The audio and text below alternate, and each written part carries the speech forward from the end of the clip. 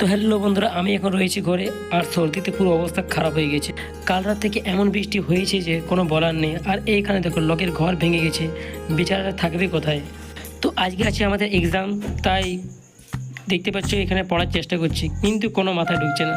তো তারপর দেখতে পাচ্ছ নাস্তা দিয়ে দিয়েছে কচুরি, কিন্তু সকাল সকাল কচুরি খাওয়া এতটা ভালো নয় এই শরীরের জন্য। তো তারপর পুরো রেডি হয়ে গেলাম এখানে তো এখানে দেখতে পাচ্ছ আমার কেটিএম পুরো রেডি আছে। তারপর সিধা চলে এলাম আমাদের আর এখানে আমাকে দেখো পরীক্ষার কোনো টেনশনই নেই। আর এইটা হচ্ছে আমাদের রুমটা, দেখতে পাচ্ছ এখানে উত্তমকে দেখো কি পোজ দিচ্ছে। তো অনেকক্ষণ পর আমাদের পরীক্ষা শেষ হলো আর এখানে সিনটা দেখতে পাচ্ছ কতটা সুন্দর লাগছে। তারপর বাড়িতে যেতে যেতে চলে এলো বৃষ্টি প্রচন্ড। তারপর চলে এলাম আমরা ব্যাংকে টাকা তোলার জন্য। তো এখানে দেখতে পাচ্ছ আমাদের আম্বানি সাহেব টাকা বের করে নিয়েছে। চলে এলাম এখানে চাট খাওয়ার জন্য। সত্যি বলতে এখানে চাটটা কিন্তু অনেক ভালো বানায়। তারপরে চলে এলাম এই খাতার দোকানে, একটা ফাইল নেওয়ার ছিল। তো দেখতে পাচ্ছ এখন আমাদের ফাইলটা নেওয়া হয়ে গেছে। আমি এখন বাড়ি